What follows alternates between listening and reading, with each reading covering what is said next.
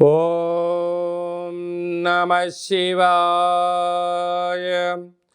ఓం నమో నారాయణాయ. నరదృష్టి కర్మ నివారణ, సంచిత కర్మ, ప్రారబ్ధ కర్మ, ఆగమిక కర్మ నివారణ, సకల దోష దగ్ధ తులాభార కాలభైరవాయ నమో నమః. ప్రథమం శైలపుత్రి, ద్వితీయం బ్రహ్మచారిణి, తృతీయం చంద్రఘంటిక, కూష్మాండేతి చతుర్థం, పంచమం స్కందమాతేషు, షష్టమం కాత్యాయని చ, సప్తమం కాళరాత్రి, అష్టమం మహాగౌరీ, నవమం సిద్ధిరాత్రి. శ్రీ రాజరాజేశ్వరీ దేవ్యై నమోస్తుతే. హరి ఓం.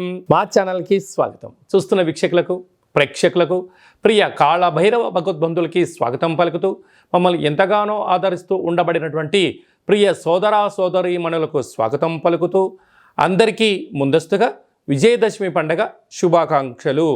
అమ్మవారి యొక్క ఆశీస్సులు ఉంటే మనకు అన్నీ ఉన్నట్లే కనుక అమ్మను స్మరిద్దాం, అమ్మను ధ్యానిద్దాం. ప్రకృతితో మమేకమైనటువంటి అమ్మవారిని శాకాంబరి స్వరూపంలో పూజ చేసుకుందాం. జీవనాన్ని అద్భుతమైన ఆనందకరమైన జీవితానికి స్వాగతం పలుకుదాం. 1వ తారీఖు 10వ నెల 2024 నుండి 15/10/2024 వరకు పుట్టినటువంటి వారందరికీ కూడా ముందస్తుగా జన్మదిన శుభాకాంక్షలు. గతంలో వివాహం చేసుకున్న వారికి వివాహ వార్షికోత్సవ శుభాకాంక్షలు. ద్వాదశ రాశుల్లో గ్రహ గమనాల్ని ఒకసారి వీక్షింపచేద్దాం. వృషభ రాశిలో దేవగురు బృహస్పతి సంచార స్థితి, విశేషంగా మిథున రాశిలో కుజ భగవానుడు సంచార స్థితి, కన్య రాశిలో రవి బుధ కేతు సంచార స్థితి. 3 గ్రహాలు కలిపి బుధాదిత్య రాజయోగం చేత కన్యరాశిలో సంచార స్థితి. తులారాశిలో శుక్ర భగవానుడు స్వక్షేత్ర సంచార స్థితి. కుంభరాశిలో శని భగవానుడు స్వక్షేత్ర తిరోగమన సంచార స్థితి. మీనరాశిలో రాహు సంచార స్థితితో ద్వాదశ రాశుల్లో గ్రహ గమనాలు ఈ విధంగా ఉన్నాయి. కర్కాటక రాశి వారు మహాలయాల అమావాస్య సందర్భంగా ఎలాంటి విధి విధానాలు పాటించాలి, గతించిన వారి యొక్క ఆశీస్సులు ఎలా పొందాలో ఈ వీడియోలో సవివరంగా సంపూర్ణంగా తెలుసుకుందాం. కర్కాటక రాశిలో ఏ నక్షత్రాలు వస్తాయనగా, పునర్వసు నక్షత్రంలోని చివరి పాదమైన 4వ పాదము, పుష్యమీ నక్షత్రంలోని 4 పాదాలు, ఆశ్లేష నక్షత్రంలో 4 పాదాలు కలిపితే కర్కాటక రాశి. చాలామందికి పుట్టినటువంటి కాల సమయంలో డేటా బర్తులు లేనటువంటి కారణం వలన పేరు యొక్క మొదటి అక్షరాన్ని అనుసరిస్తూ ఆ రాశిని తెలుసుకునే ప్రయత్నం చేద్దాం. హీ, హూ, హే, హో, డా, డి, డు, డే, డో అక్షరాల వారందరూ కూడా కర్కాటక రాశి జాతకులే. కర్కాటక రాశి యొక్క అధిపతి చంద్రభగవానుడు కనుక బుధవారం ఉత్తర హస్తా నక్షత్ర సందర్భంగా మహాలయాల అమావాస్య రావడం వలన వీలైనంత వరకు పితృదేవతలను స్మరించడం, వారికి దర్భలు నల్ల నూలతో పాటి తెలుపు వస్త్రాలను బ్రాహ్మణుడికి దానం ఇవ్వడం కానీ, ఒక దోషుడు బియ్యాన్ని పెద్దవారికి నమస్కారం చేసుకొని గోమాతకు ఆహారంగా ఏర్పాటు చేయడం కానీ, అలాగనే పక్షులకు ధాన్యం చల్లడం కానీ, కాకులకు ఆహారం వండి పెట్టడం వలన ఈ యొక్క కర్కాటక రాశి వారికి మనశ్శాంతి, ఆయుర్వృద్ధి, జ్ఞానవృద్ధి, ఐశ్వర్య సంపద కర్కాటక రాశి వారి సొంతమయ్యే పరిస్థితి ఉంటుంది. కారణం ఏమనగా, ఒకవైపు అష్టమ స్థాన శని యొక్క ప్రభావం చేత విపరీతమైన బాధపడుతున్న సందర్భాలలో ఈ పితృదేవతలకు జీవుడు ఏదో రూపంలో తినడం వలన, వీరి కర్మను దానం చేయడం వలన ఐశ్వర్యం, ఆరోగ్యం, ఆనందం, భోగభాగ్యం కర్కాటక రాశి వారికి రావడం ప్రారంభిస్తుందని చెప్పి గమనించాలి. అలాగా వీరికి తృతీయంలో బుధాదిత్య రాజయోగం కారణం వల్ల, అక్కడ కేతు సంచారం చేయడం వల్ల ఏదైనా ఒక పని చేసేటప్పుడు మీ 6 సెన్స్ అంటే భవిష్యత్తును దృష్టిలో పెట్టుకొని గతంలో ఏం జరిగింది, ఏం జరుగుతుంది, ఏం జరగబోతుంది అనేటువంటిది దృష్టిలో ఉంచుకొని చేయగలిగితే మీకు అద్భుతమైన మంచి ఫలితం ఉంటుంది. అలాగే అష్టమ స్థానంలో శని యొక్క ప్రభావము తీవ్రంగా ఉండడం వలన భాగ్యంలో రాహు సంచార స్థితి ఉండడం వలన ప్రేమికులు, భార్యాభర్తలు వీలైనంత వరకు అన్నదమ్ములతో, అక్కా చెల్లెలతో విభేదాలకు ఇది సరైన సమయం కాదు అని చెప్పి గమనించాలి. లాభస్థానంలో గురువు ఉండడం వలన ఇది మీకు చాలా మంచి కాలము. మౌనం, ధ్యానం, ఏకాగ్రత, దానము, సత్సంగము, పారాయణము, ఆసనాలు మనశ్శాంతిని కలిగిస్తాయి. వ్యయంలో కుజ భగవానుడు సంచారం చేయడం వలన కుజదోష ప్రభావం కారణం వలన మీ జన్మ నక్షత్రం రోజున అష్టమి, పూర్ణిమ, అమావాస్య తిథుల యందున దూర వాయు జల ప్రయాణాలకు దూరంగా ఉండండి. యంత్రాలతో, ఆయుధాలతో దయచేసి చెలగాటమాడవద్దు. ప్రమాదాలు పొంచి ఉన్నాయి. నీటి వ్యాపారాలు, హోటల్ వ్యాపారాలు, పాల ఉత్పత్తులు, ఆహార క్రయ విక్రయాలు, గోడౌన్స్, స్వయం వృత్తులు, గృహ భవన నిర్మాణ కార్యక్రమం చేసేవారు, వ్యవసాయ సోదరీమణులు జాగ్రత్తలు వహించడం వలన ఆరోగ్యాన్ని కాపాడుకొని మానవ ప్రయత్నం చేయాలి అని చెప్పి జ్యోతిర్విజ్ఞానం తెలియచేస్తుంది. అక్టోబర్ మాసంలో ముఖ్యమైనటువంటి పండుగల గురించి క్లుప్తంగా, సవివరంగా, సంపూర్ణంగా తెలుసుకుందాం. 2వ తారీఖు 10వ నెల 2024 భాద్రపద మాస కృష్ణపక్ష అమావాస్య బుధవారము. సాక్షాత్తుగా హరిహరసుతుడైనటువంటి అయ్యప్ప స్వామి వారి యొక్క జన్మ నక్షత్రము, విఘ్నేశ్వర స్వామి యొక్క జన్మ నక్షత్రము కారణం చేత అదే కాకుండా మహాలయాల అమావాస్య అంటారు.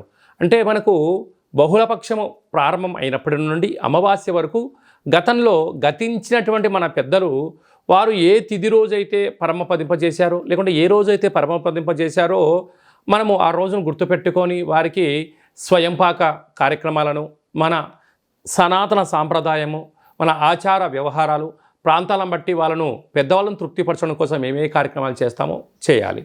అలా పరిసర ప్రభావం చేత కుదరలేనటువంటి వారందరికీ ఈ యొక్క అమావాస్య తిథి యందున తప్పకుండా ఆ గతించిన వారిని స్మరించుకొని వారి ఆత్మ తృప్తి కోసమే ఏదైతే కార్యక్రమాలు చేస్తామో మనకు వారి యొక్క ఆశీస్సులు ఉంటాయి. అలాగనే బ్రాహ్మణుడికి కానీ స్వయంపాకం దానం ఇవ్వడము, గోమాతకు పచ్చడి గడ్డిని, తౌడు లాంటివి ఏర్పాటు చేయడము, పక్షులకు అనగా కాకులకు ప్రత్యేకంగా అన్నం వండి వాళ్ళ పేరు మీద ఏర్పాటు చేయడము, బీదలకు ఆహారాన్ని ఏర్పాటు చేయడము, శునకపు మహారాజులకు అనగా కుక్కలకు దానం చేయడం వలన గతించిన వారు ఆ రూపంలో వచ్చి వారు స్వీకరించి మనల్ని ఆశీర్వదించి వెళ్తారు అనేటువంటిది సనాతన ధర్మం చెప్తుంది. కనుక మనం అందరము కూడా గతించిన వారిని స్మరిద్దాం, వారి యొక్క ఆశీస్సులు పొందుదాం. అలా కుదరలేదు అనుకుంటున్న వారందరూ ఈ కింది నెంబర్ సంప్రదించినట్లయితే మీ యొక్క పెద్దవారి యొక్క గోత్రనామాలను పంపించినట్లయితే మన యొక్క కాళభైరవ స్వామి యొక్క దేవాలయంలో ఏర్పాటు చేయడం జరుగుతుంది. కనుక మీ ఈ కార్యక్రమం అంతా కూడా మీకు వాట్సాప్ కాల్, వీడియో కాల్ ద్వారా చూపించడం జరుగుతుందని చెప్పి గమనించగలగాలి. ఇంకొంచెం శక్తి కలిగింది కాశీలో ఏర్పాటు చేయడం, ఇంకొంచెం వెసలుబాటు కలిగింది మనకు గోకర్ణ క్షేత్రంలో మహాదేవుడి యొక్క ఆత్మ శివలింగం అక్కడ ఉంటుంది. కనుక అక్కడ చేసుకోవడం వలన కూడా వారి యొక్క ఆశీస్సులు ఉంటాయని చెప్పి గమనించాలి. అలాగే ఈ సంవత్సరం మనము గోకర్ణ క్షేత్రంలో ఇలాంటి కార్యక్రమాలు ఏర్పాటు చేస్తున్నాం. ఆసక్తి గలవారు ఈ కిందను సంప్రదించి గోకర్ణ క్షేత్రంలో స్వామివారి యొక్క ఆశీస్సులు పొందే ప్రయత్నం చేద్దాం. శివుడి యొక్క ఆశీస్సులు అంటే కైలాసం నుంచి తీసుకొచ్చినట్టు మహాలింగం అక్కడ ఉంది కనుక వారి అందరినీ కూడా శివైక్యం చెందిన వారందరినీ కూడా ఆ పరమేశ్వరుడి యొక్క ఆశీస్సుల కోసమే ప్రయత్నం చేద్దామని చెప్పి గమనించాలి. అలాగనే ఆశ్వీజ మాసం అంతను కూడా అంటే మనకు 2వ తారీఖు అమావాస్య అయిపోయింది.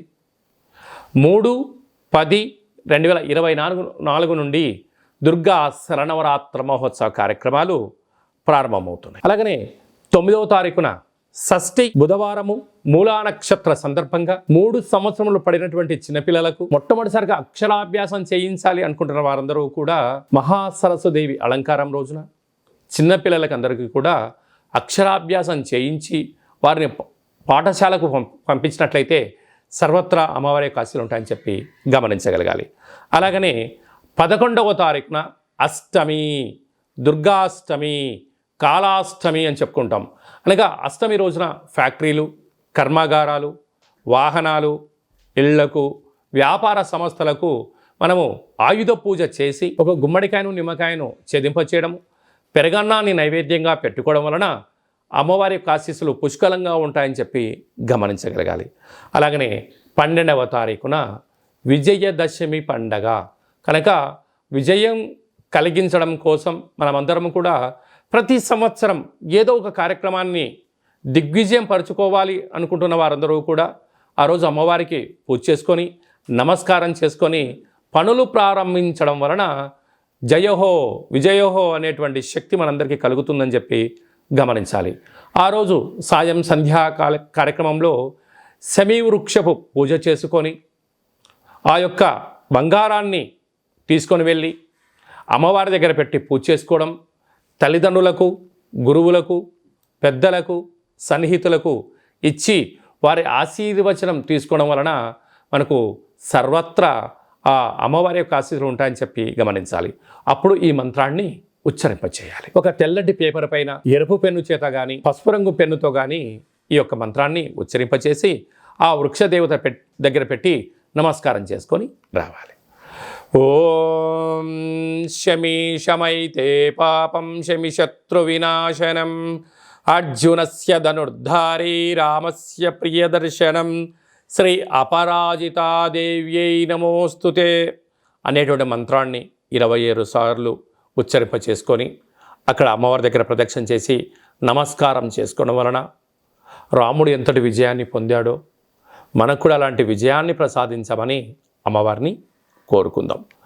కనుక ఈ అక్టోబర్ మాసంలో అమ్మవారి యొక్క ఆశీస్సుల కోసం కనీసం ఈ 9 శరన్నవరాత్రి రోజుల ఆవాసం ఉండడం, భగవంతుడు అమ్మవారి యొక్క సేవలో ఉండడం, లలిత సహస్రనామ పారాయణ వినడం, ఏది మంత్రాన్నైనా ఒక మంత్రాన్ని సాధన చేయడం వలన మనకు అద్భుతమైనటువంటి ఆయుర్శక్తి కలుగుతుందని చెప్పి గమనించాలి.